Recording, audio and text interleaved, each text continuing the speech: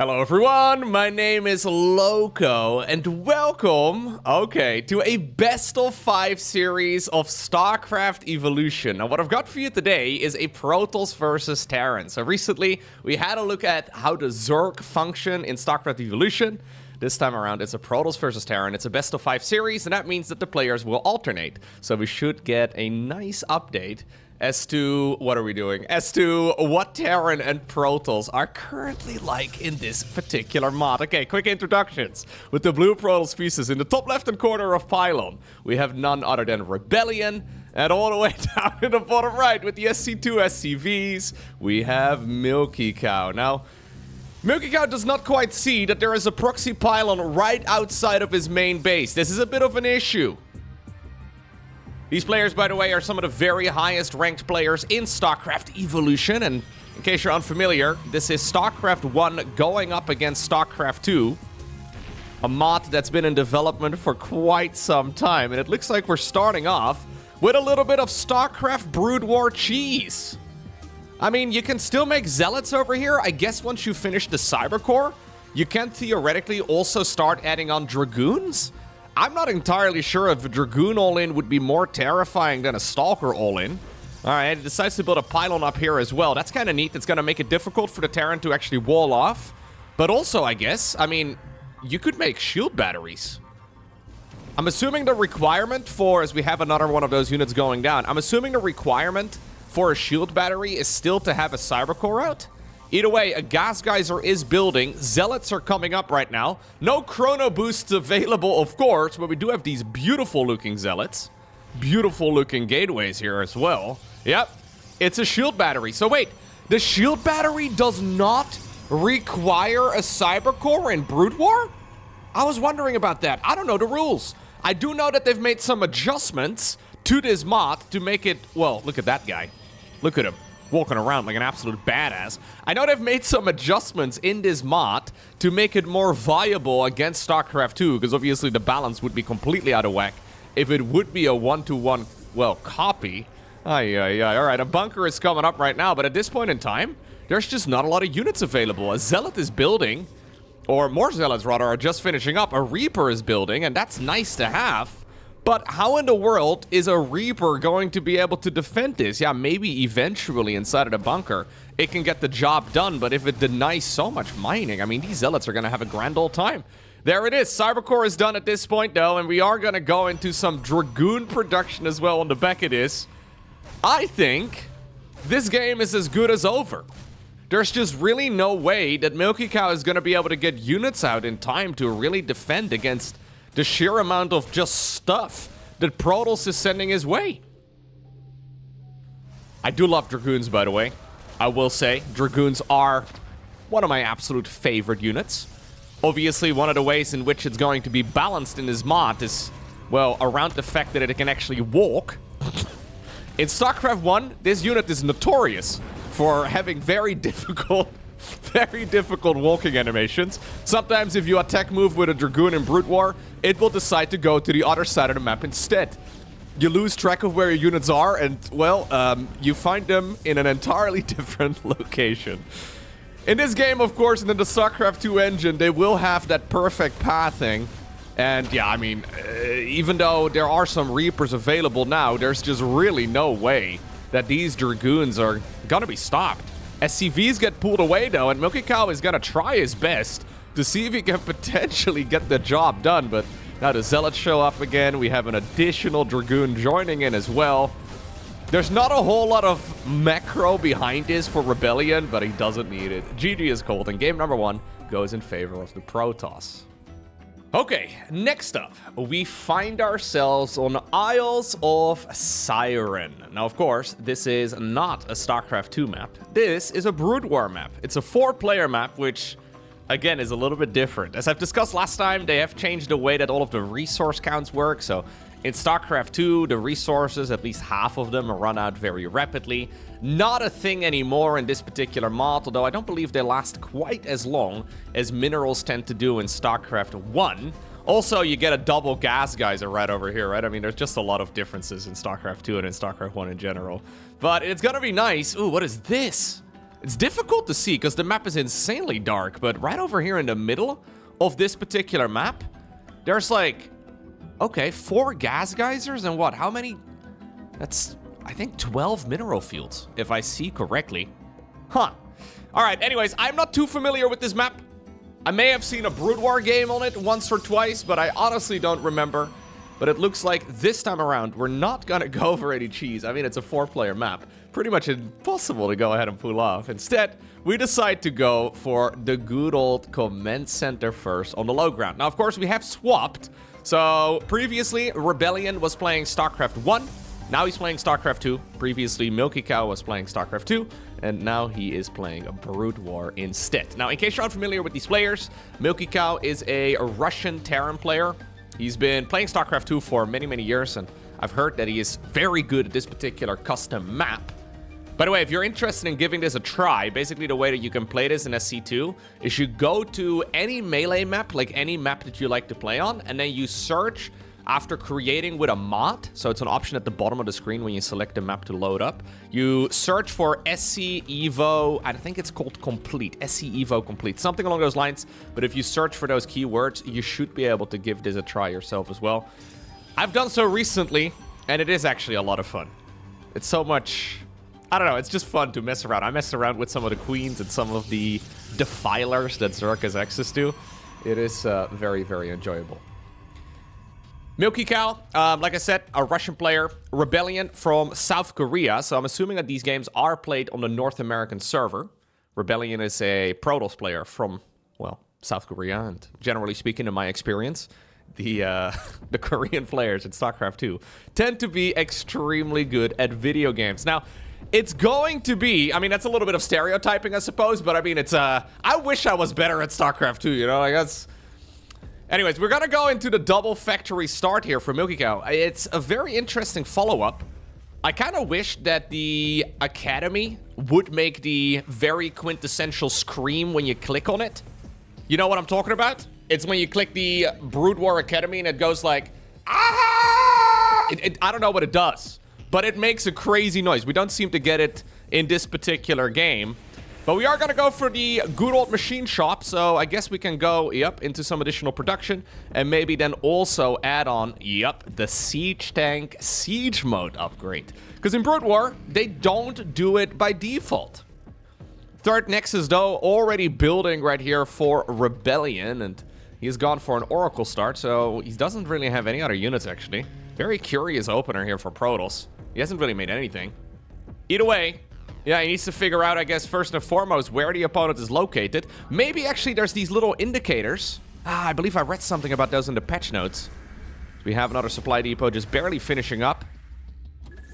Ooh, I do love that sound effect. That's very cool. The Goliaths are indeed online.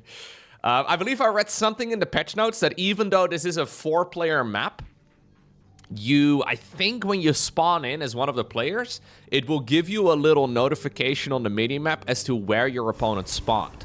So it makes a big difference, especially for StarCraft 2, with the way that like the games start up. I mean, obviously the worker count alone just speeds things along so much. In StarCraft 1, you only start with 4 of your workers, and usually the first few minutes are just building up. But it means that 4-player maps can be difficult to play in SC2, and I guess to counteract that, to kind of find like a middle ground, they, I believe, show you a little indicator on... oh my god, this main base is massive! Look at this! What in the world? I've never seen a main base quite that big before. That's crazy. Anyways, they show you an indication. So this mod is obviously all about trying to find the middle ground, right? To make it balanced, to make it playable. And so far, in what I've seen over the last year, it does indeed seem to be a very tight defense. Now, I'm assuming this is going to be the Goliath anti-air upgrade. Again, I'm by no means a StarCraft Brood War expert, but I like to watch it from time to time. So far, though, Rebellion has done a good job just microing his units here. I may get some of the upgrades wrong, but we'll find out together, I suppose, as things go on. Interesting looking map. Yeah, very curious map. So wait, hold up right now. Is this an island? Wait, this game starts off on an island. Am I crazy? Is there some sort of path that leaves the first 3 bases? I don't think so. Maybe that's why we have such a heavy focus right now on flying units, at least from Rebellion. I don't see any way for... Yep, we have the fleet beacon coming up. I don't see any way for ground units to make it out onto the map. Obviously, you could do so with, like, drops. Maybe you can destroy some section of the map to open up additional space? I'm not exactly sure, but it looks like we are indeed on an island map. I mean, it's called Isles of Siren. Maybe I shouldn't be surprised. This is the type of map design, actually, that I quite miss in SC2. StarCraft 2 maps are so standardized these days that, like, any difference is already exciting. But this is very far, far from the beaten path. As a Valkyrie has decided to join in. Look at that thing. I kind of love it. Goliath Valkyrie. There's a siege tank available too. They also now have custom skins. StarCraft 1 siege tanks are far more, I guess we can call them boxy. Far more like, you know, square than a StarCraft 2 siege tank usually is. So that's nice to see. Yeah, he's looking around. He really wants to just snipe whatever he can. The anti-air, though, of a Valkyrie is usually not really that amazing. Still have to be careful, of course, here as a Rebellion. I mean, 1 or 2 of them, they're not going to be able to achieve too much. Void Ray is already available and ready to cut off the retreat path, it looks like. And these units are not really achieving that much. Although, you know what? It's not terrible, eh? The Valkyrie actually is putting in some work. Prismatic Alignment, though, does activate. And would you look at that? That was what was inside of the prism. A single probe was loaded up. Rebellion decides to go for the center base. This is a crazy expansion. Look at this. 4 gases and then indeed 12 mineral fields. That's nuts. I don't know if it's good.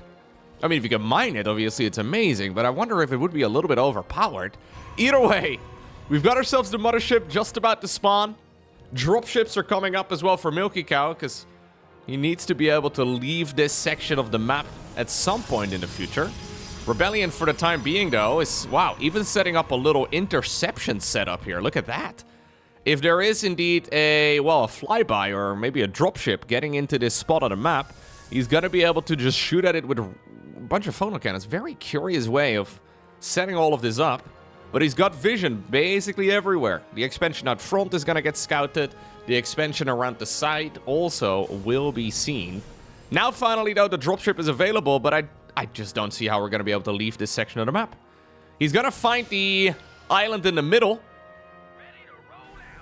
Ooh. Ooh, we have the classic sound effect.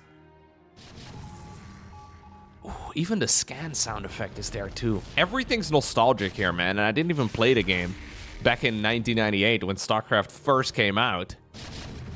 Ooh! That is beautiful. Can we get the Goliaths to join in as well? Although I believe it's mostly their anti-air missiles, right, that make the very iconic whistling sound. This base is not gonna happen. No, difficult to pull off, but I mean, with siege tanks sieged up over here on this island, it is going to be quite difficult as we have the mass recall from Rebellion going into the opponent's main base. Milky Cow is starting up the slowest of slow pushes ever, and I'm not gonna lie, it does look scary, but suddenly there is a gigantic Protoss army that got recalled into the main base of the Terran player. You can always recall it back home again, since the Nexus recall and the Mothership recall do not share a cooldown, and I think that may be what we have right now, as he's trying to get at least the majority of the units out. A lot of losses, though. Those Goliaths are not to be messed with.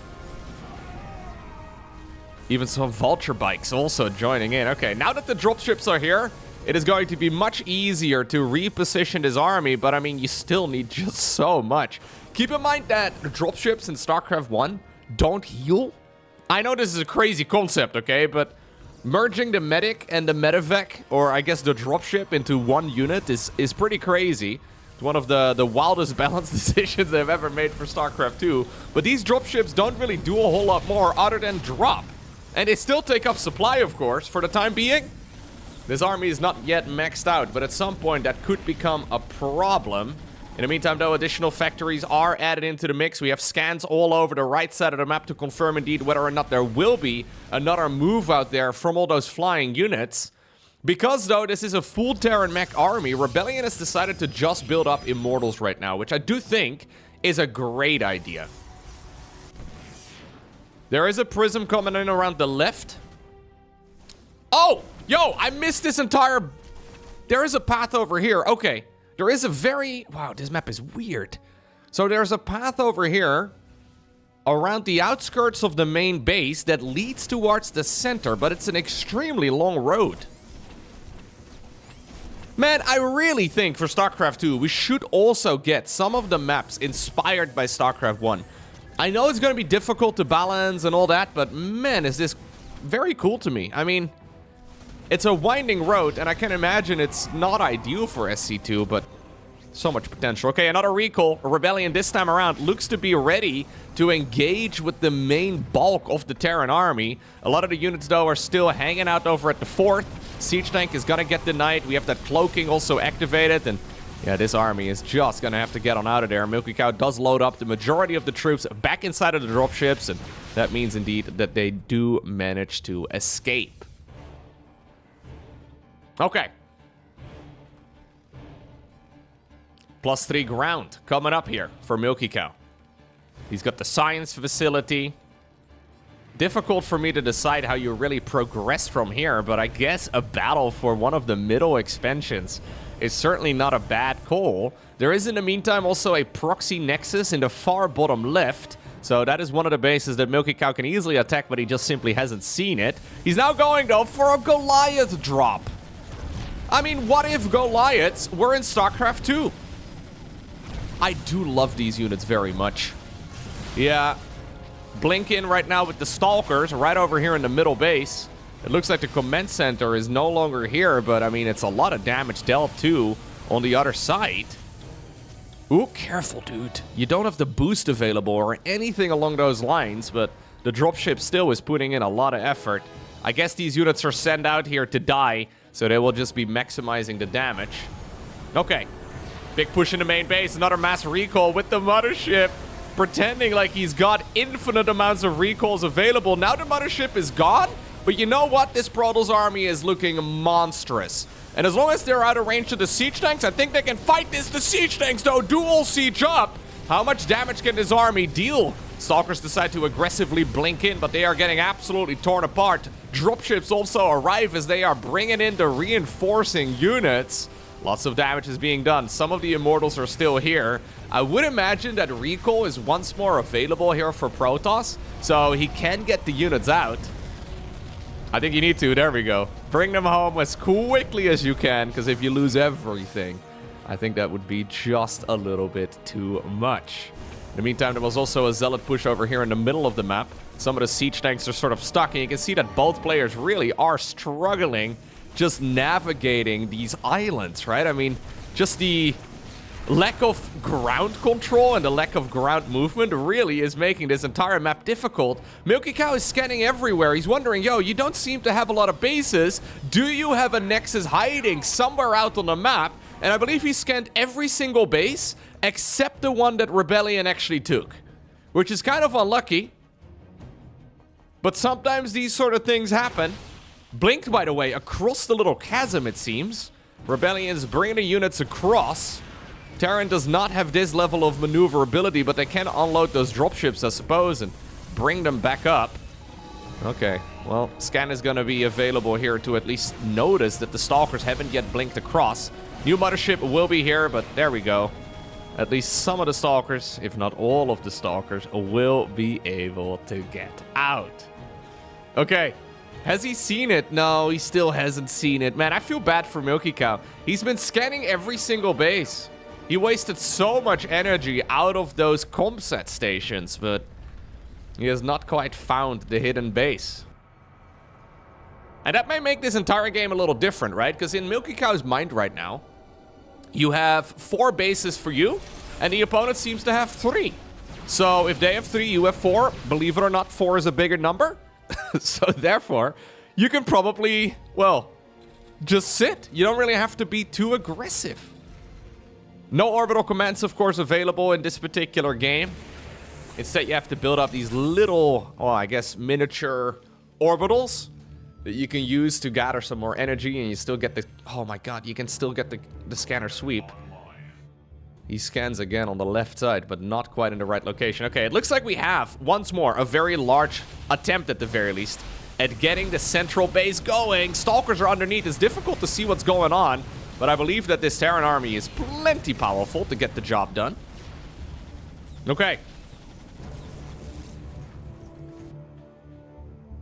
Now, where do we take this game from here? Look at the amount of Immortals. We have 11 of them right now. Interestingly enough, it looks like the Immortals have lived up to their names. Not a single Immortal has gone down, which is odd, because I feel like with every single one of those recalls, we have seen, one of them added at the very least in the mix. At this point, though, the Valkyries have some upgrades, and look at the damage that they deal. That mothership did not stand a chance. Minus 400, minus 400. Zealot run by in the meantime over here. Ooh, even just the scan sound effect is beautiful. I noticed, by the way, when I was playing a little bit of Zerg in this mod myself, that the sound effects are there for the Zerg. I brought it up in that particular cast that I would have loved to hear, like, some of the classic sound effects of, for example, the Zerglings attacking and all the rest of it. They are there. I just didn't notice them as much while casting the game. It seemed like the volume was very low. Look at Milky Cow scanning every base. Dude, he has somehow, some way missed the bottom left, and now this one again too, every time he scanned. I think we've seen literally a dozen scans right now on any of the left side bases, and he has not seen any of it. That is very unlucky.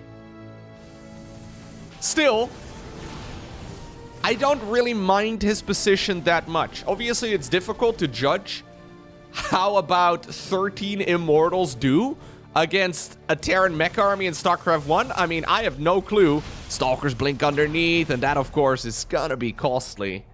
But I don't know how this army is gonna fare, but in my mind, Milky Cow still has some phenomenal income. There's a lot of refineries that he can still get. Look at this base! Dude, I love this central base layout. Puts a smile on my face, man, seeing this weird map. This is one of those maps that I will absolutely love casting games on, and I would simultaneously absolutely hate playing games on. It seems way more enjoyable to watch the games on than it is to play on here. Anyways, just maneuvering units around is pain, man. Interestingly enough, though, despite all of this... Oh, they have become neighbors on the left side of the map. Rebellion has... Or sorry, Milky Cow has still not seen it. Rebellion now has seen some of this. Is he gonna go for a recall? He is gonna go for a recall. Straight to the middle. I mean, if he points his Immortal's guns to that command center, it would die in a heartbeat. But instead, he's got his eyes set on a bigger price. Time Warp goes down. Stormlands everywhere. 27 SCVs as well disappear in the blink of an eye. Whew. Okay. Now, it's been costly, though. Those siege tanks on the other side of this wall have been having a grand old time, shooting their missiles across the lake. More scans! No way, Milky Cow. No way. He scanned more. He did another 3 scans in the far top left. Still has not seen any of the proxy bases. That is insanely unlucky. This base has been up for like 10 minutes now, and he scanned a dozen times and just hasn't seen it. That is so unfortunate. Quite a few units over here. Okay, the recall does complete. SCV is looking around now. Oh my lord. Milky Cow is gonna find it eventually, but I mean, that has been an extremely long road. Okay. Stalkers in the main base are very scary, though, and there's little skirmishes happening all over the map. Man, I can't believe that this is an actual, like, StarCraft 1 map. Like, in StarCraft 2, this map is nearly impossible to navigate. Mechanically, though, StarCraft 1 is 10 times harder. Just the fact that you can't even hotkey your units with more than just, like, what is it, 12 in one control group? Is it 12 or 14? I always get Warcraft 3 and StarCraft 1 switched up. Anyways, the fact that you can only do so much, extremely painful. And then obviously the fact that units don't like going up and down ramps like Goliaths and Dragoons, right? They suck at going up and down ramps. I mean, this should be so much easier for Rebellion because he can actually blink across, but Milky Cow is still making this extremely difficult for the Protoss, and honestly, he may very well be winning this. 20 plus minutes in, still a difficult call to make. I feel like this makes sense though, right? I feel like this right here, going full Skytos, is just simply the most straightforward way to play, because you can ignore 99% of the map. Base in the middle, by the way, reacquired once more. Milky Cow has still not seen the bases. I can't believe it. They have become neighbors for a while already, but neither of them know that that is the case. He has seen that there's units standing around here, but he may believe that this is just like a pylon or maybe a prism or something along those lines. Ooh, Archons move in, and that is an easy kill right there on those tanks. SCVs in the mineral line, not gonna have an easy time either, and Milky Cow, he's never gonna know. He is never gonna find out about those bases.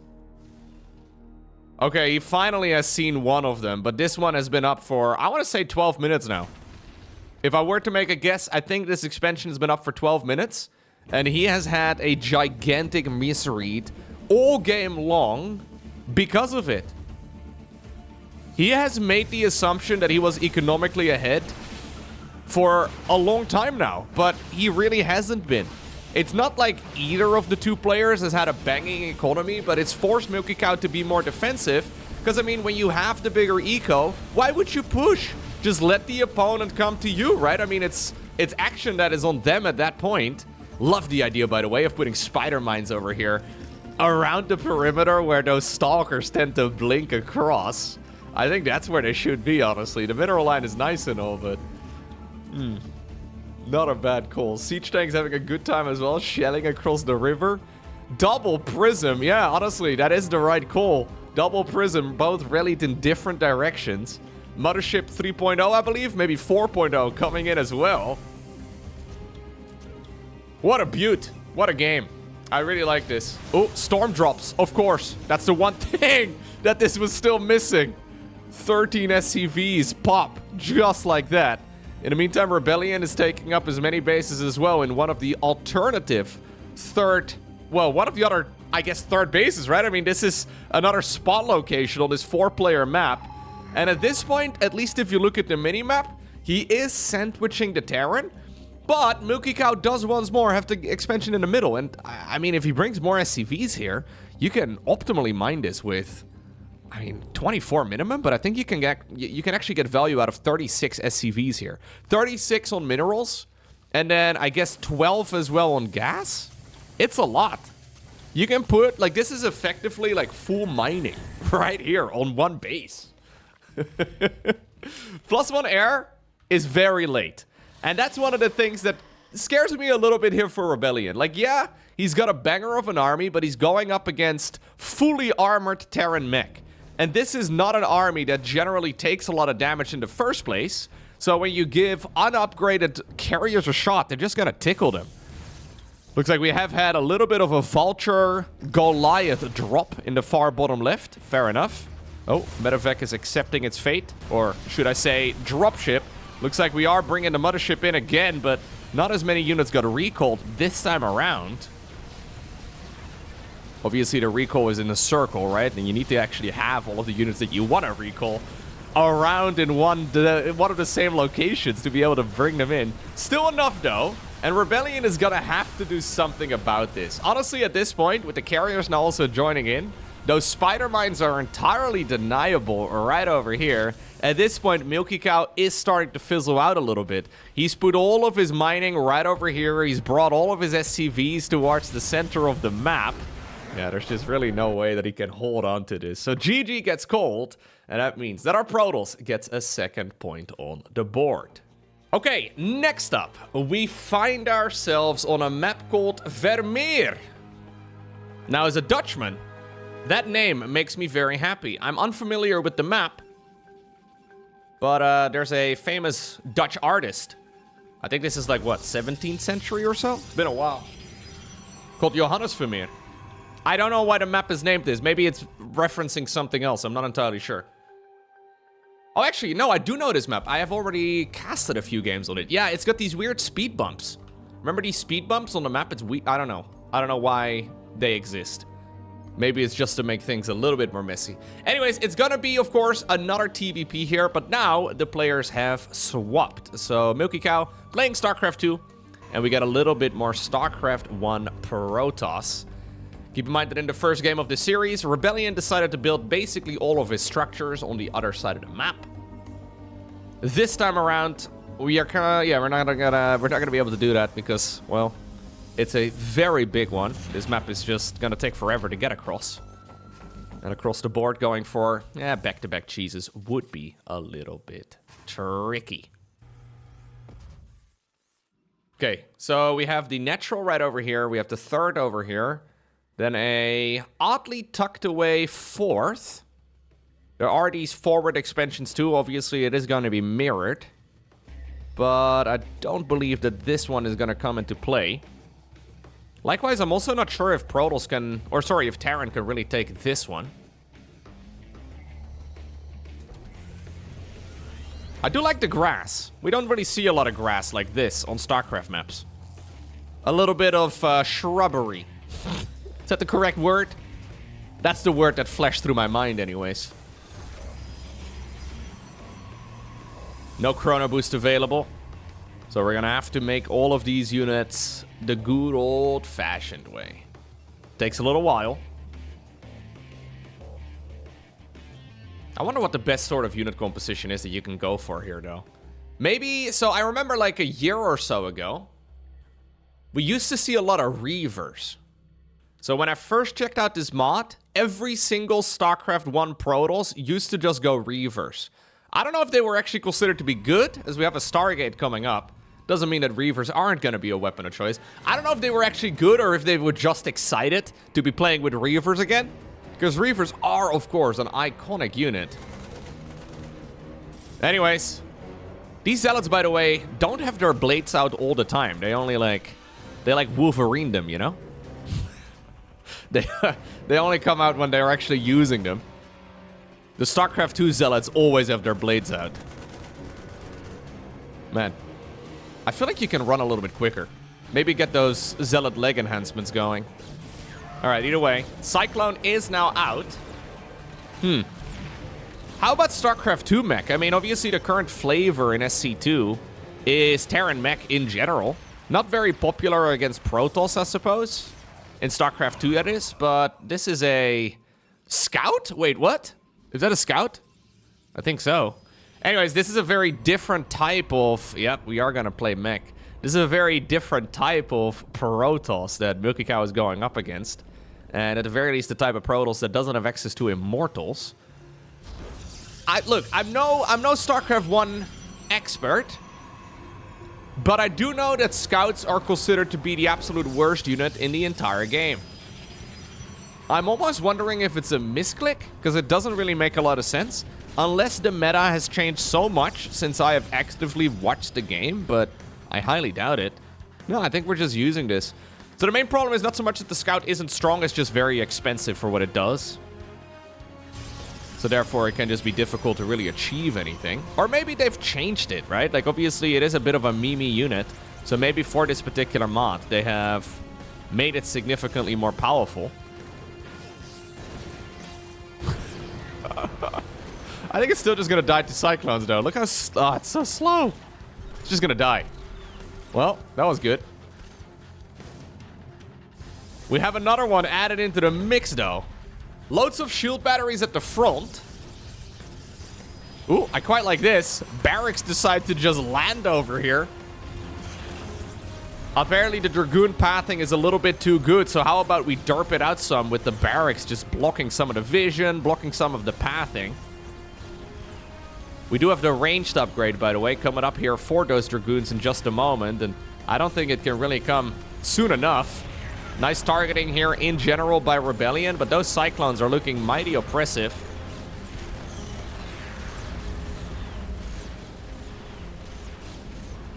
Okay, the Singularity Charge.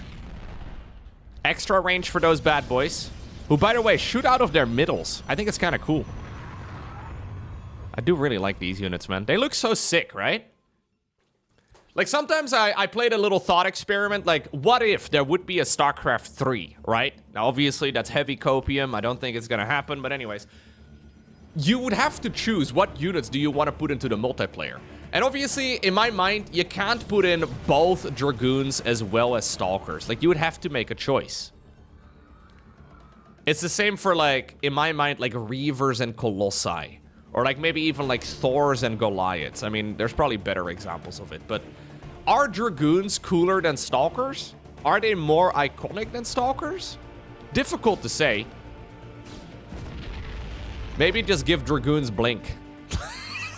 That's really the thing that Stalkers have going for themselves, right?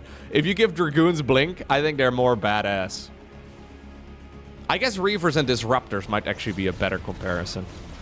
Anyways, here go the Dragoons, and they're moving in. Nice targeting, of course. SCVs are mostly here to derp out some of the pathing. Rebellion, though, moving in right now, and this is really hurting the Terran a lot.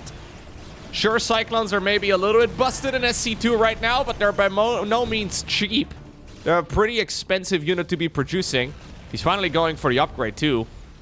That's actually the upgrade that makes them busted. Without it, it seems kind of silly to even go for Cyclones in the first place. I guess, look, I think a lot of people will be inclined to say that StarCraft 2 units are worse than StarCraft 1 units, as far as, like, lore and nostalgia goes, right? Fair enough. I feel like there are some improvements, though, like the Brute Lord versus Guardian. I think the Brute Lord is way cooler. I mean, they're literally throwing their own children. I mean, that's metal. That's very grimdark. I love that. But yeah, there is certainly a lot of nostalgia, and I feel like across the board, if they ever were to make a StarCraft 3, it's probably gonna have a lot of overlap with Brood War units. Probably less so StarCraft 2, if I were to make a guess.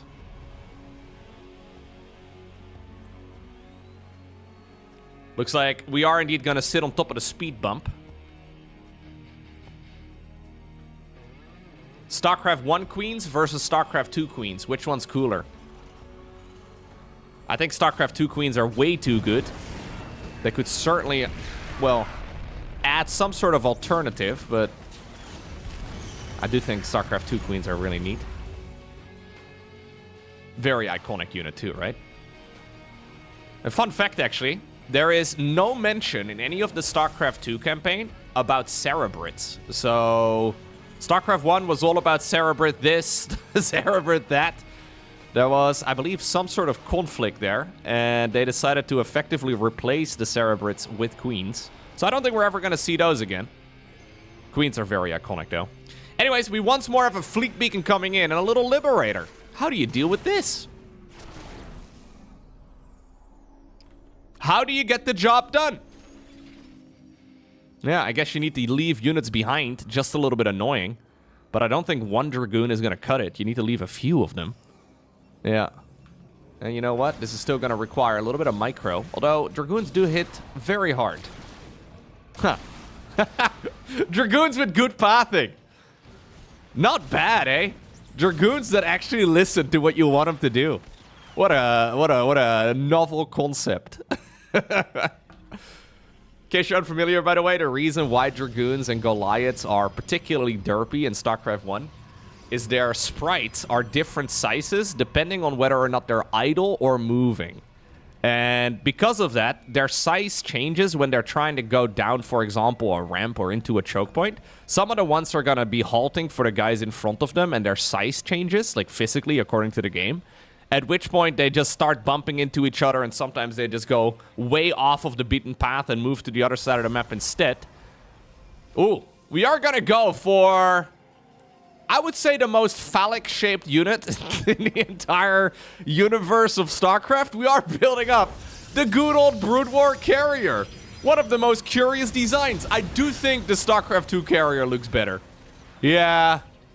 Shaping a unit after a banana might be suboptimal. I don't know. Liberators, though, still putting in a lot of work. And this is a Terran army that needs to be respected. Milky Cow may have 80 SCVs, and he does have a really nice army as well. Rebellion, though, is building up what seems to be a bit of a death bowl. Look at these guys. Yeah, no, I know these are iconic. I like the StarCraft 2 carriers. Visually, at the very least, better. I would imagine, by the way, he needs to get the Graviton Catapult upgrade, too.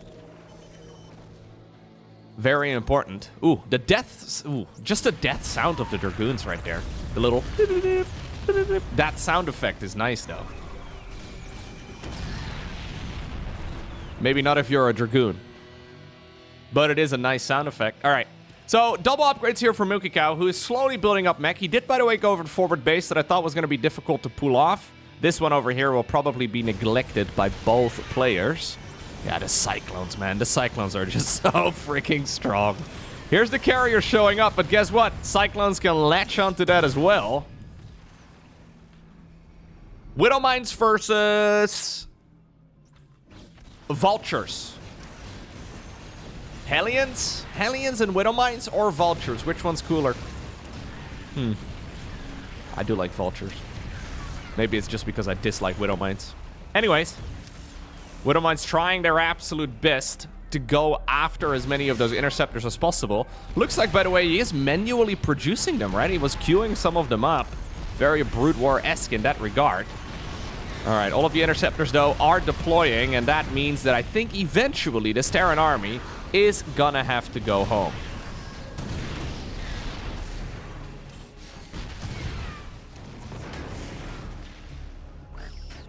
Oh.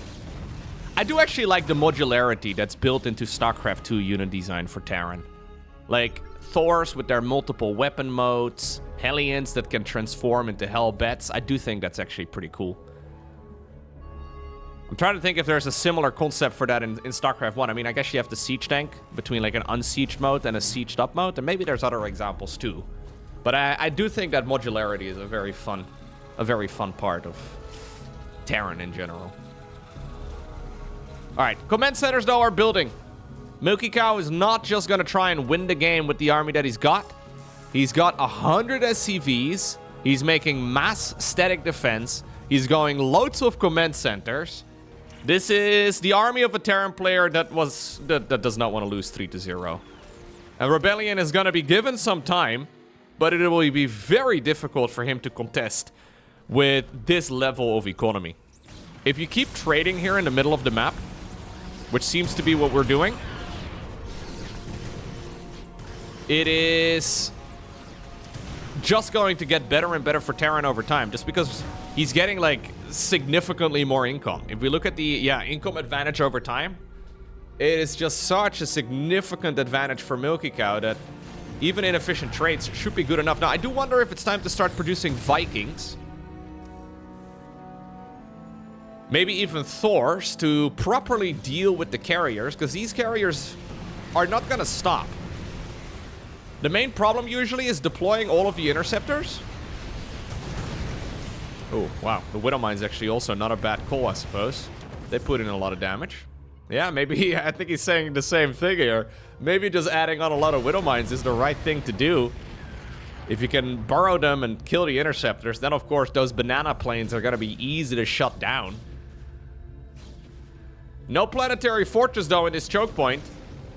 So it's going to force a response right now out of the Terran, and this may just be exactly what Rebellion is looking for.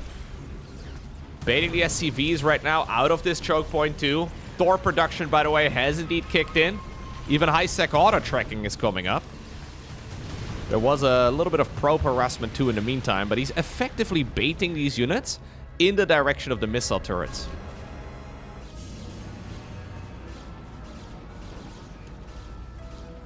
Cyclones or Goliaths? Goliaths, right? 100%. No doubt about it. Maybe it's also because in the current meta of StarCraft 2, these units are just kind of, you know. I feel like Cyclones have always been either broken or underpowered. There's never been like a moment where the Cyclone has felt like a good unit. They have just always been so weird. Oh, well.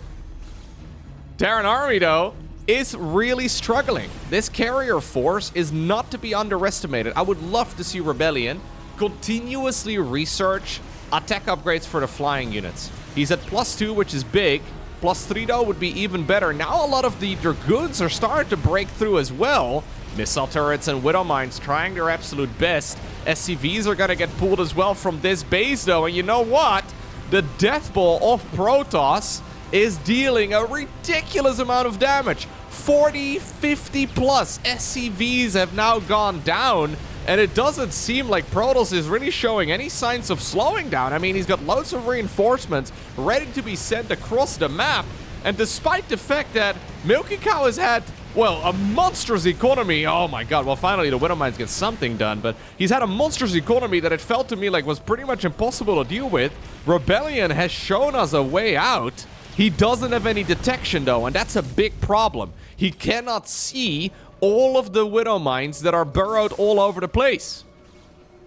Finally, an observer begins. He may have had a few of them already, but he doesn't really have them in the right place at the right time. Now he's gonna get cornered again too, with no detection as part of this army.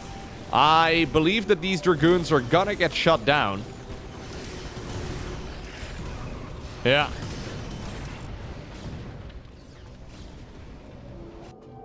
Okay.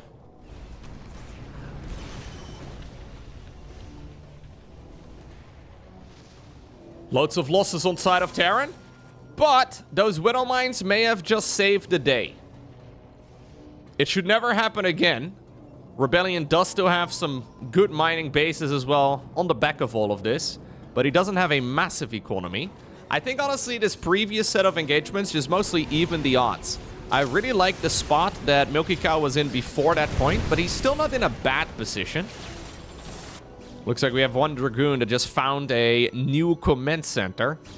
Orbital command is going to be used right now to drop some of those mules, but, well, the mule will die. And I believe the Dragoon will not be too far behind either. Okay, the fight will continue though, as now the Terran is starting to really push all of these units back home. The Thors have swapped over to their anti-air mode, right? So their individual single target damage. Storm is coming up, but I think that should have been here a little while ago already. A very curious army here from Milky Cow. You never see Widow Mine, Thor, Cyclone in SC2, but in this kind of instance, it actually does make sense. Okay.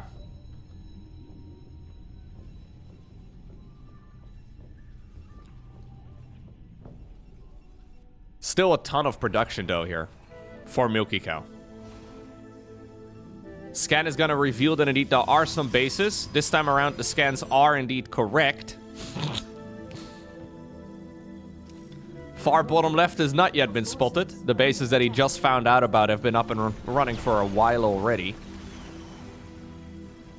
Looks like a Dragoon counterattack is going to be coming across. Is there enough, though, to actually bring these units back home again, too? Because I'm a little bit afraid that this was a one-way trip. No recall, no blink, not a lot of maneuverability available for these Dragoons, and losing them is really not a good idea here for Rebellion.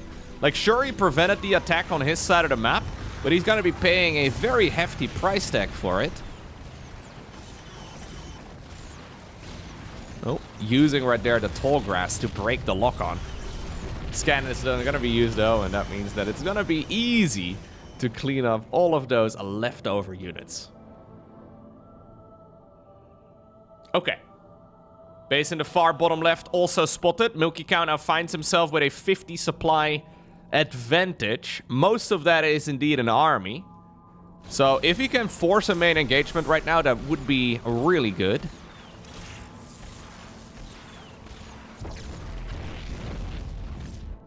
Psystorm coming up. Brood War Psystorm is generally known to absolutely destroy everything. I do love the animation of it, better than I enjoy the StarCraft 2 animation, but is there enough? There it goes! Woo! It deals so much damage, man. It deals so much freaking damage. 23 probes did go down during this. Milky Cow, though, just needs to bring the reinforcements in. He's got a whole lot of units sitting out on the map. But yeah, you still have to respect Storm. Storm is not something that you can just neglect. Even more so than in SC2. Like in SC2, Storm deals a lot of damage, but Brood War Storm deals even more. Generally, it's balanced around, for example, the fact that there is no smart casting in StarCraft 1. So if you have like 6 High Templar in the same spot, and you, well, tell that control group to use Storm, they will all use Storm in the exact same location. Dragoons once more, though, run to their deaths over here on this base. I don't love it, man. Yeah, I don't think I do. We do get some good Storms over here that will pop a whole load of those Widow Mines. But that's 40 probes in total that have gone down. Widow Mines are just set up everywhere, all over the place now. And with that army supply dwindling, Rebellion decides to tap out, and Milky Cow gets a point on the board. Now, this particular series is from the StarCraft Evolution League. I believe for this particular tournament, there is $6,000 US on the line. Now, I've been told by the developer of the mod and tournament organizer that there is going to be a tournament in the near future that has a prize pool of $15,000. So 15, $15,000. Not to be... Maybe I added 1 0 too many. Anyways, not too shabby whatsoever for a custom mod. And because of it, a lot of the top tier StarCraft 2 players have started taking notice of this. So we've seen players like Mana play this for a while already. Bjorn has been playing it. Rogue has been playing it. We've seen some of the old school guys come back again, like, for example, Teja. I know that Gumio has been playing. Creator has been playing. We already saw some games featuring Cure. And I know that for that future tournament as well that's coming up, we will see names like, for example, Clem, and names like, for example, MaxPax. So this is, honestly, like, in case you're not familiar with this mod yet, those are very significant players. And ultimately, right, and this is like one of the themes that we've seen over the years. Pro gamers are down to play practically any custom mod. They're down to play 2v2, 3v3, 4v4, StarCraft Evolution, King of the Hill, free-for-alls. Like, they're down to play all of it as long as there's tournaments being played. And that is the main thing. Now, what I think is really promising for StarCraft Evolution is that there's continuous tournaments happening. The fact that there's more than one tournament happening at a time, and there's actually like a future as well for the next few months, it's gonna give players the idea to actually, well, practice for it. Don't just sign up, but actually put in some time. Because, I mean, when you have a $15,000 tournament, that is significant. That is a lot. Right? If you can just practice for 3 afternoons and be significantly better than the rest of the competition, I mean, that might just be worth your while.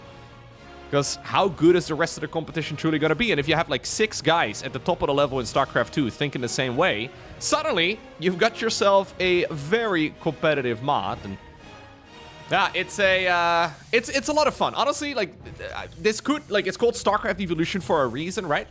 This is one of those things that could actually become the future of StarCraft. I mean, I'm sure the developer of the game would love that.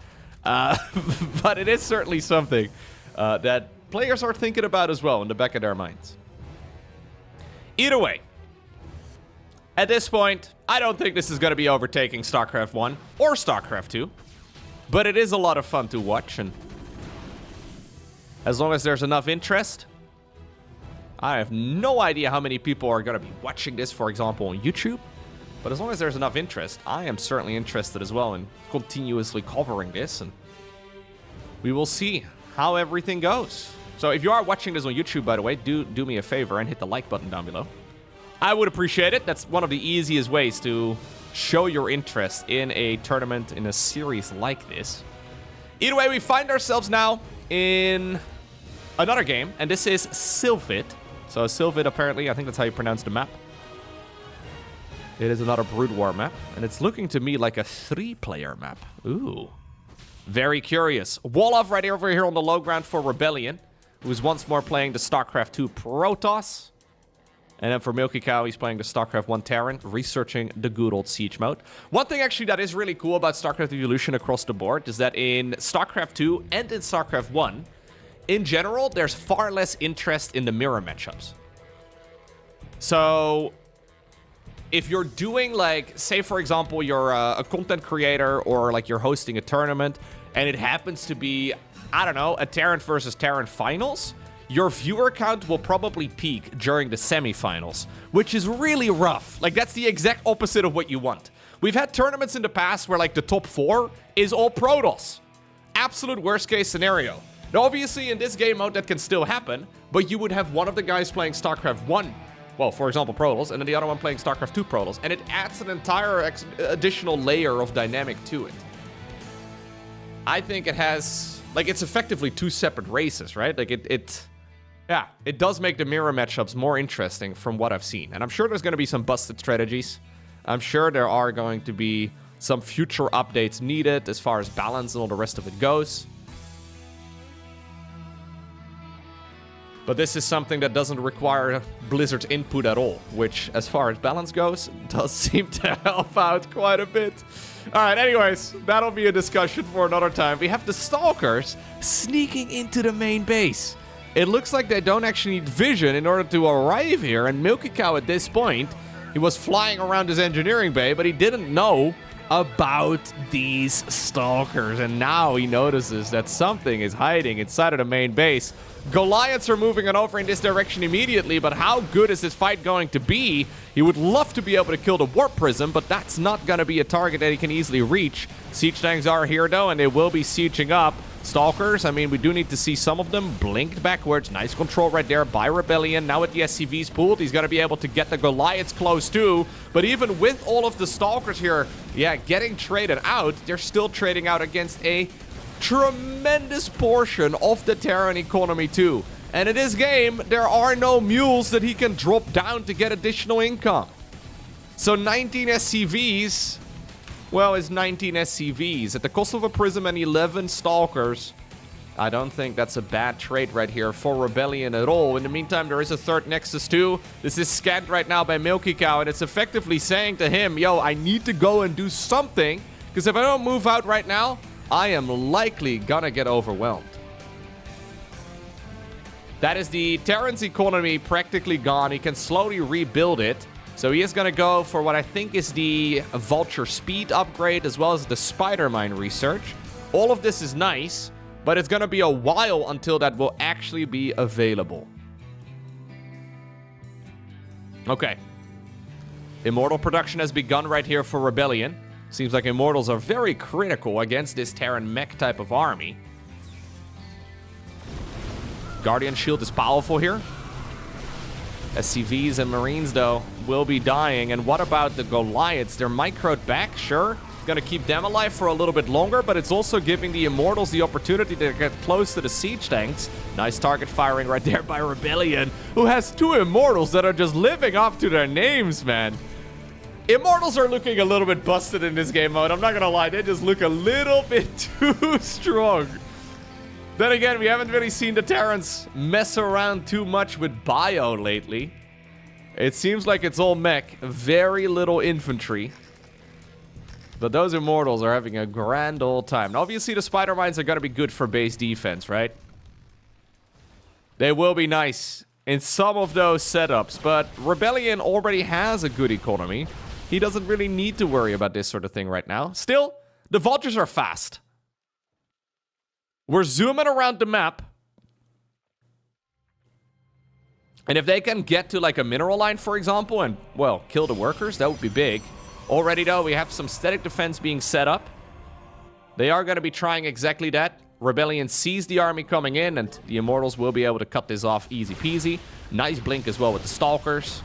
Good defense here by Protoss. Trying to get some of those units up from the high ground. Much easier to micro against than Widow Mites. Yeah. One guy over here trying to not sneeze. If anybody hears him, he's dead. 2 HP is all he's got. And I think that he will indeed get destroyed. Stargate's coming up in the meantime here for Rebellion. Against Spider Mines, life does get pretty tricky with a ground-based army. Now, I believe they have also added in the hovering mechanic. So, in case you're unfamiliar in StarCraft 1, this has always been a bit of a confusing mechanic to me, but effectively units that hover, they don't trigger the Spider Mines, And I believe it's similar now as well in StarCraft Evolution. That's not really a thing in StarCraft 2. Like, say, for example, if you look at, like, I don't know, a High Templar, the High Templar hovers, and therefore it shouldn't technically be able to set off a Widow Mine, but in StarCraft 2, nobody cares. Widow Mines do not discriminate.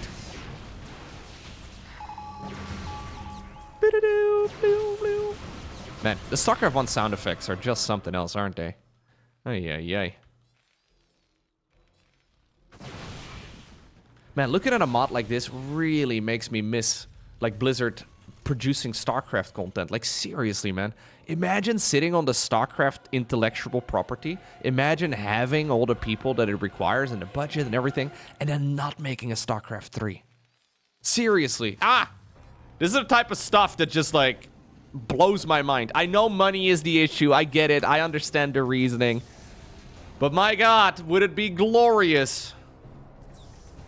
It could be so freaking great. Maybe one day. All right, Prism moving around the site. We've got ourselves a fleet beacon coming in. A third Stargate added into the mix too. So I would imagine we're gonna go maybe into carriers, maybe into Tempest again. Prism sneaks around the site.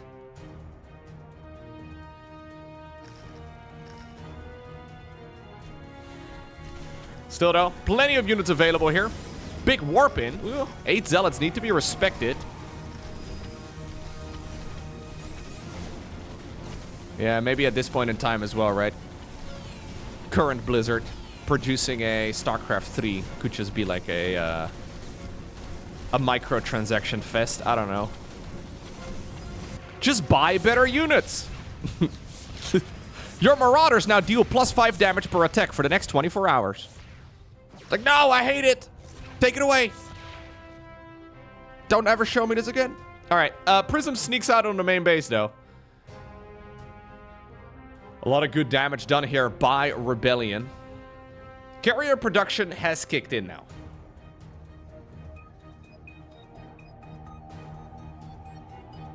Do you really want to go carriers rather than Tempest?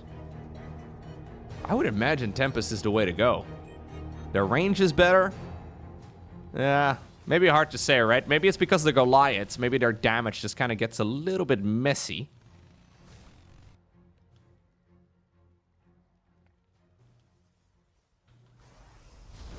He's taking a whole load of expansions, though, and I've noticed that the Terran mech army just isn't really capable of harassing that all too easily.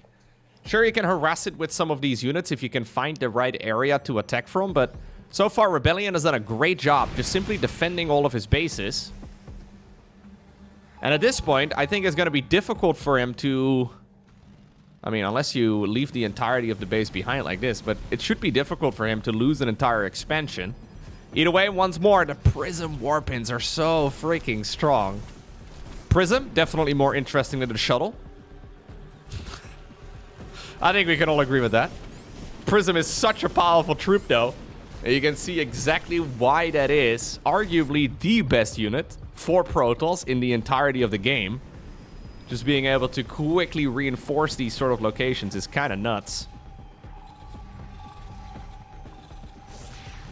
I'm trying to think, though, why you would want to make carriers rather than Tempests. I'm not sure exactly what unit you have access to here as a Terran player in Brood War that would be good against the Tempest. Either way, this is a big engagement now, and Rebellion is pulling the trigger on it.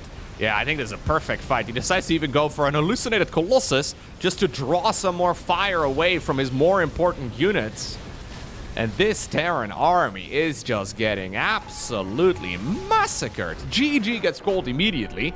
And just like that, it is Rebellion who obtains the victory in this best of 5 series. Now today, I want to give a special shout out as well to all of the Patreon supporters. Slowly but surely, man, the list over here is growing. I much appreciate it. Thank you very much for directly supporting the channel, and thank you very much for watching.